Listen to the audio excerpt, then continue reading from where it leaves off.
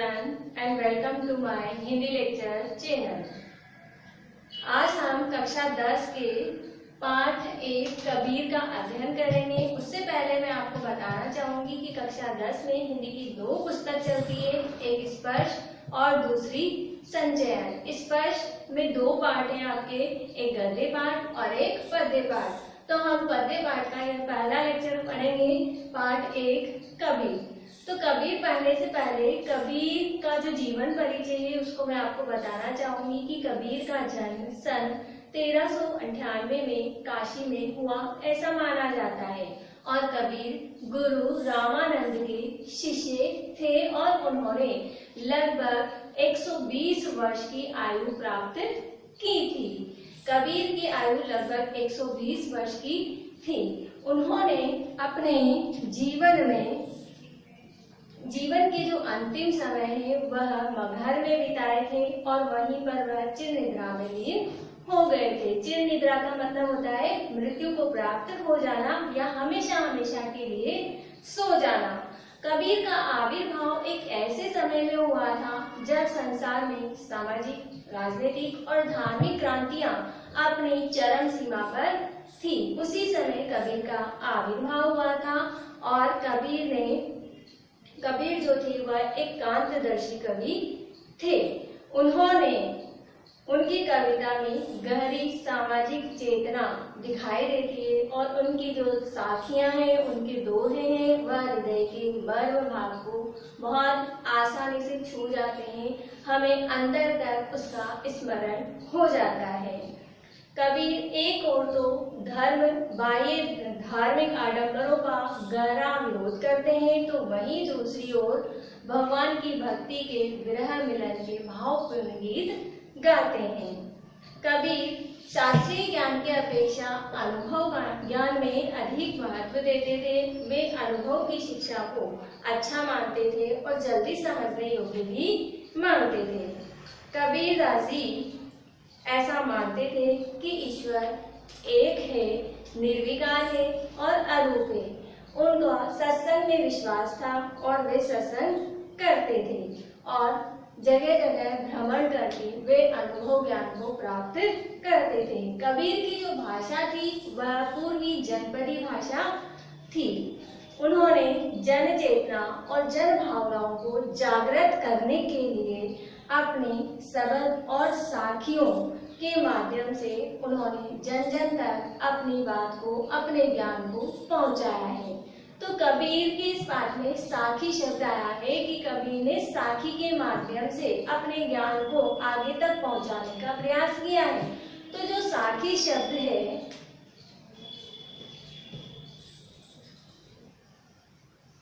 साखी, ये जो साखी शब्द है वह साक्षी से बना है। साक्षी से बना है। साक्षी शब्द तत्सम रूप है और साक्षी का जो तद्भव रूप है वह साखी है। साक्षी शब्द साक्ष्य से बना है।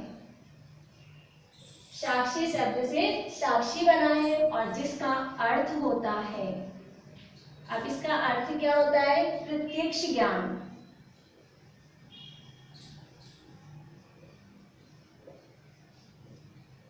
इसका अर्थ होता है प्रत्यक्ष ज्ञान, जो गुरु के द्वारा शिष्य प्राप्त करता है। यानी कि गुरु अपने प्रत्यक्ष ज्ञान को, अपने अनुभव ज्ञान को शिष्य को प्रदान करता है। गुरु शिष्य को प्रदान करता है और संत संप्रदाय में अनुभव ज्ञान की अत्यधिक महत्ता है, शास्त्रीय ज्ञान की बिल्कुल भी नहीं। कबीर भी ऐसे ही संत कवि थे जिन्होंने अनुभव ज्ञान में विश्वास रखा है, शास्त्रीय ज्ञान में नहीं।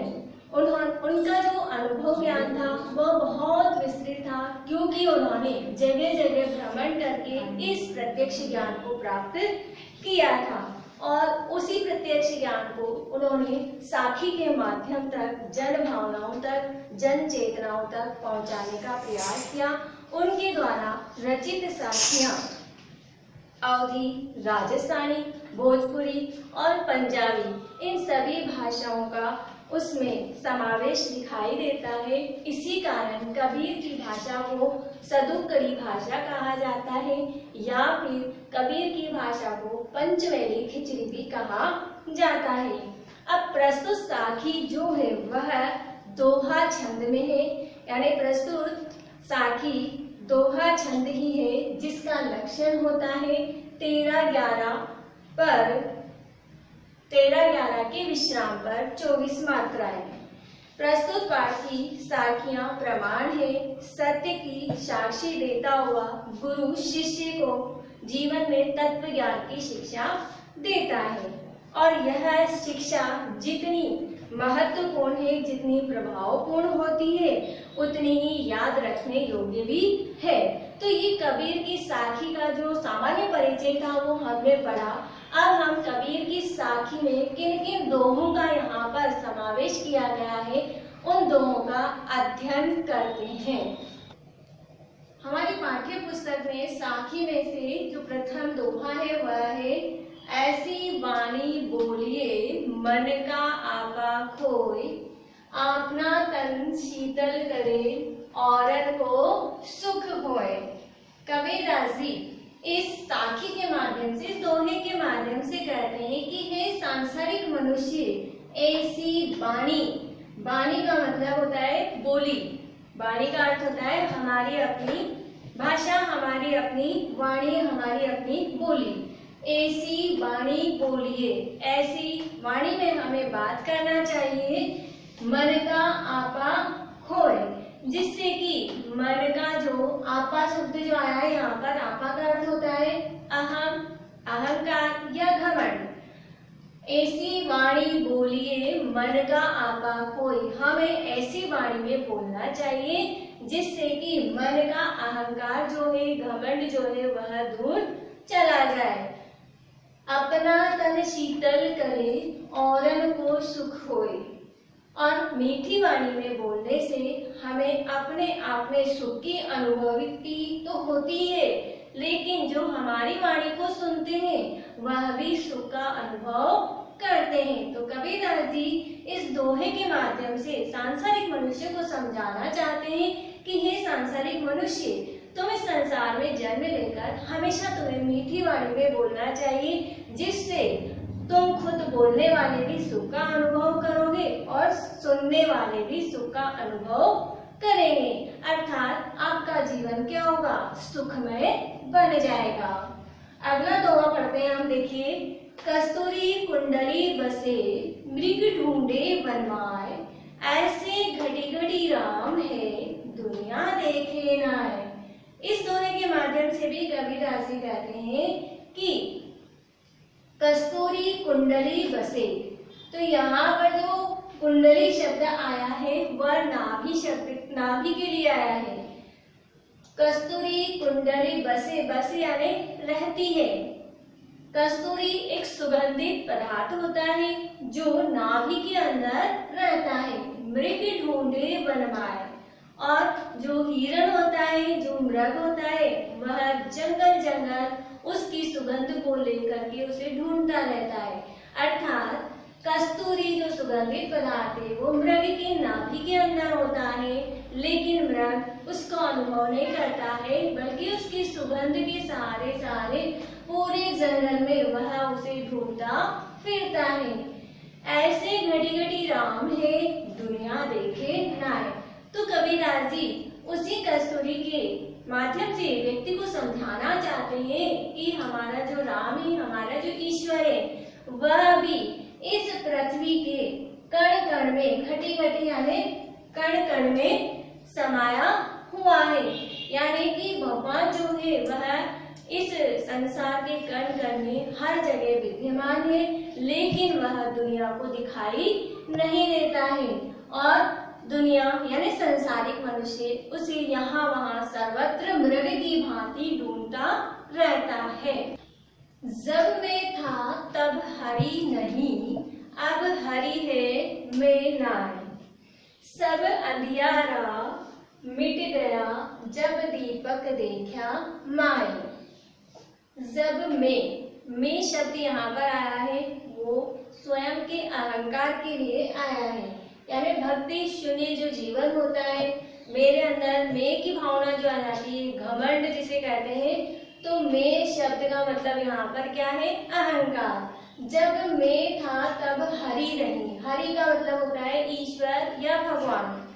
कबीरदास जी कहते हैं कि जब मनुष्य के हृदय के अंदर मैं आ जाता है, अहंकार की भावना आ जाती है, तब ईश्वर नहीं होते हैं। अर्थात ईश्वर से साक्षात्कार या ईश्वर से दर्शन नहीं होते हैं। अब हरि है, मैं नारायण, और आज मुझे ईश्वर के दर्शन हो गए हैं, मेरे अंदर ईश्वर आ गए हैं, परमात्मा के दर्शन हो गए हैं, यानी कि ज्ञान रूपी प्रकाश मुझे नजर आ रहा है।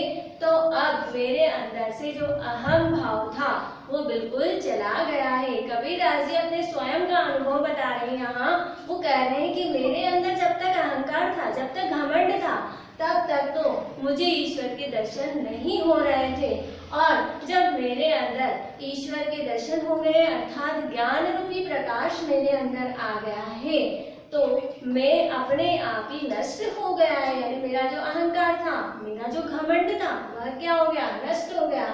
सब अंधियारा मिट गया, जब दीपक देखा माय। और जब मैंने अपने अंदर ज्ञान रूपी प्रकाश को देखा, तो माही यानी अंदर, जब मैंने अपने अंदर ज्ञान रूपी उस ज्योति स्वरूप परमात्मा के दर्शन किए, यानी उस ज्ञान के प्रकाश को जब मैंने अंदर देखा, तो मेरे अंदर का अंधियारा, अंधियारा यानी अंधकार, अज्ञान रूपी अंधकार, तो मेरे अंदर का अज्ञान रूपी अंधकार स्वतः ही मिट गया, अर्थात समाप्त हो गया। तो मैंने यह अनुभव किया कि ईश्वर और अहंकार एक दूसरे के क्या हैं? विरोधी हैं। इसीलिए जीव को, इस सांसारिक मनुष्य को जो है वह क्या है?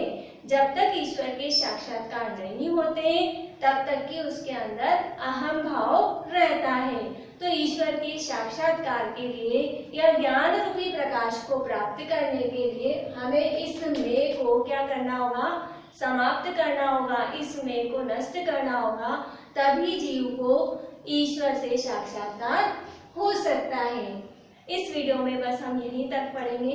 अब जो हमारे शेष दोहे बच गए हैं उनका अध्ययन हम नेक्स्ट वीडियो में करेंगे। तब तक के लिए keep practising and keep learning. Thank you.